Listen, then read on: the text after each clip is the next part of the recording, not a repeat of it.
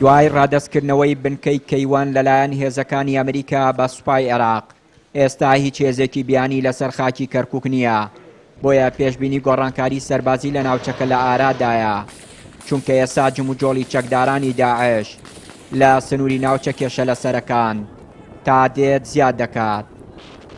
بڕیاری ئەمریکا بۆ کشانەوەی هێزەکانی لە عێراق لە ئێستادا بەمانای دەسەڵگرتنی ئەمریکا نایە لە عێراق لەبەر چەند هۆکارێک. هۆکاری یەکەمیان پەیوەستە بەوەی عێراق عمقێکی استراتیژی واتە ڕەهەندێکی استراتیژی لە سیاسەتی ئەمریکادا هەیە و هۆکاری دووەمیشان گەڕێتەوە بۆ ئەوەی ئەمریکا لە ساڵی 2003 تا ساڵی 2020 زیاتر لە 6 تریلیۆن دۆلاری لە عێراقدا سەرف کردووە، بۆیە ناکرێ بە ئاسانی دەستبەرداری عێراق بێ. و هۆکاری ئەم بڕیارەی ئەمریکا پەیوەستە بە چەند خاڵێکەوە. خاڵی یەکەمیان پەیوەستە بەوەی کە ئەمریکا دەیەوێت جارێکی تر هێزەکانی لە عێراق ڕێک بخاتەوە و هۆکاری دووەمیشیان پەیوەستە بەوەی کە ئەمریکا دەیەوێت هێزەکانی لە هێرش وە لە مەترسی میلیشیاکانی حەشدی شعبی وە لە ئێران دوور بخاتەوە. هۆکاری سێمیان پەیوەستە بەوەی ئەمریکا دەیەوێت دەستکراوە بێت لە هێرشکردنە سەر میلیشیاکانی حەشدی شعبی وە لە ئەگەری پلاندانان بۆ وەڵامدانەوەی ئەمریکا و میلیشیانە نەتوان بە ئاسانی هێزەکانی ئەمریکا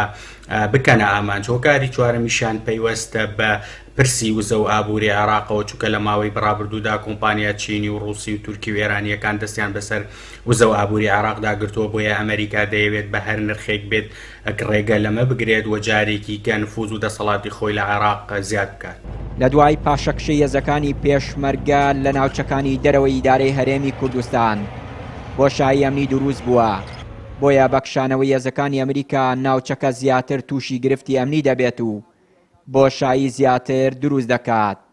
تاکید ئەمە تەأسیرەکە لەسەرەوە ئەبێ حکوومەتی عێراقی بەدیلێکی ئەبێ بۆ ئەبێ حکوومەتی عێراقی کۆنتڕۆلی ئەو شوێنانە بکە، ئەبێ بەرنامەیەکی ئەبێ بۆی ئەو شوێنانە کۆنتڕۆڵکە و بە تایبەتی ئەو شوێنانەی کە نزیکە لە حکوومەتی هەرێمی کوردستانەوە ئەبێ هاوکاریەک هەبێ یا لێک تێگەیشتنی هەبێ لە نێوان حکوومەتی هەرێمی کوردستان و حکوومەتی عێراقیە بۆی بتوانن هێزەکانی پێشمەرگەش پاڵپشتێ بۆ هێزە عێراقیەکان. بە تاکید هێزە عێراقیەکان بەتەنیا ناتوانن ئەم سنوورانە بپارێزین. سەربازگەی کەیوان کە دەکەوێتە باشووری کەرکووک جگە لە هێزەکانی سوپای عێراق و پۆلیسی ئیتیحادی و حەشتی شعبی زیاتر لە 300 سەرباز و کارمەندی هەواڵگری هێزەکانی ئەمریکای تیا بوو.